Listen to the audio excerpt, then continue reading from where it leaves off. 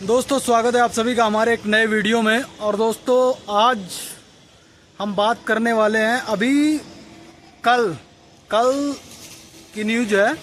Ethiopia में अचानक बहुत बड़ा ज्वालामुखी फटा, जिसमें मौत का तो कोई आंकड़ा नहीं कितने लोग मरे हैं, लेकिन ये जो ज्वालामुखी फटा है इसके जो हैं उम्बार, जब ज्वालामुखी जब फटता है लिक्विड होता है नीचे। मैं थोड़ा सा उसके बारे में थोड़ा सा आपको लोगों को समझा देता हूँ क्या होता है।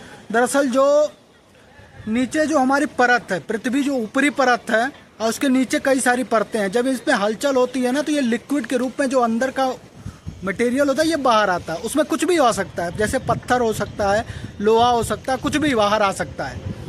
तो जैसे हमारी पृथ्वी है कई परतों में है, इसके नीचे तमाम खनिज संपदा भरी हुई है। जितने भी चीज़ हो गए, जैसे एलिमेंट्स जितने भी हो गए, सारे इसके नीचे ही पाए जाते हैं। लोहा, सोना, चांदी, हीरा मोती, जो कुछ भी है सब।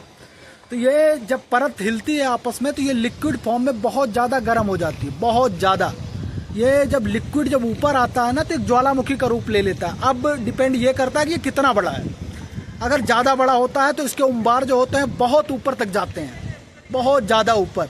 और ये जो ज्वालामुखी जो फटा है इथोपिया में उसके उम्बार लगभग 16-17 किलोमीटर ऊपर गए हैं। यहाँ धरती से 16-17 किलोमीटर ऊपर आप देख भी नहीं सकते। ऊपर बादल होता है, आपको दिखेगा भी नहीं, इतना ऊंचाई पे होता है वो।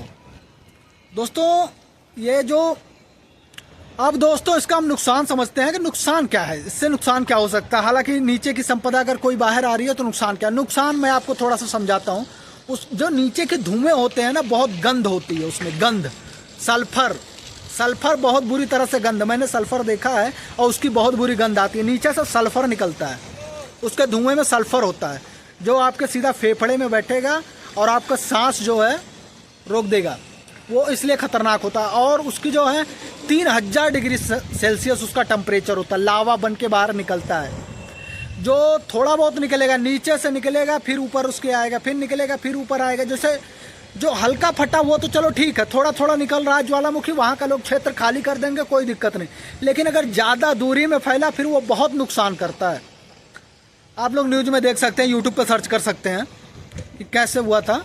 मैं अगर समझाने बैठूंगा तो वीडियो कम से कम 10-20 मिनट का बन जाएगा। बहुत कुछ है, जैसे आपका भूकंप आता है, एक प्राकृतिक आपदा है, वैसे ज्वालामुखी भी है, ये प्राकृतिक आपदा है ये। और दोस्तों इसका वीडियो मैंने इसलिए बनाया है क्योंकि इसके जो उम्बार हैं यहाँ से अपने भारत से लगभग 4500 किलोमीटर दूर इथोपिया में फटा है।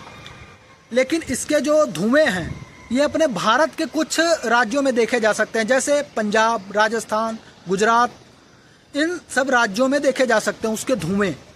लेकिन एक रिपोर्ट पब्लिश हुई है कि बताते हैं इसकी वजह से कोई दिक्कत नहीं है, क्योंकि ये धुएं ऊपर से ऊपर ही निकल जाएंगे, नीचे नहीं आएंगे। अगर नीचे आते हैं तो हमें किस तरह की सावधानी बरतनी पड़ती। सावधानी जैसे मास्क लगा सकते थे, मास्क से हमारी जो हवा होती है वो छन के जाती है। वो धुआं जो है, कण है जो उसके ना, वो डायरेक्ट हमारी नाक में जाएंगे, फिर हमारे फेफड़े में जाएंगे, हमें नुकसान करेंगे। लेकिन वो जो मास्क अगर लगा होगा तो जितनी भी हवा हम बाहर तक खींचते हैं वो सारी छन के जाएगी, तो इससे हमें नुकसान बहुत कम होगा।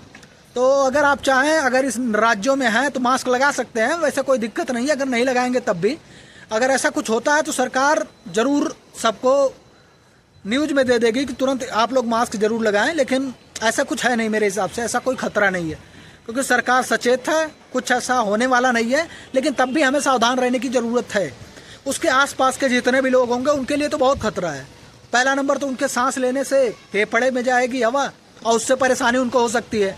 दूसरी तरह से जो कम क्षेत्र के लोग हैं उसके आसपास के, गर्म लावा की वजह से मर जाएंगे। 300 डिग्री सेल्सियस जिसके ऊपर गया वो ख़त्म करने में मिनटों नहीं लगाता, मिनट तो बहुत बड़ी चीज़ है, कुछ सेकंड में वो ख़त्म हो सकता है।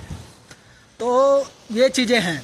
ठीक है दोस्तों, मैं चलता हूँ, फिर मिलता हूँ आपसे अगले वीडियो में।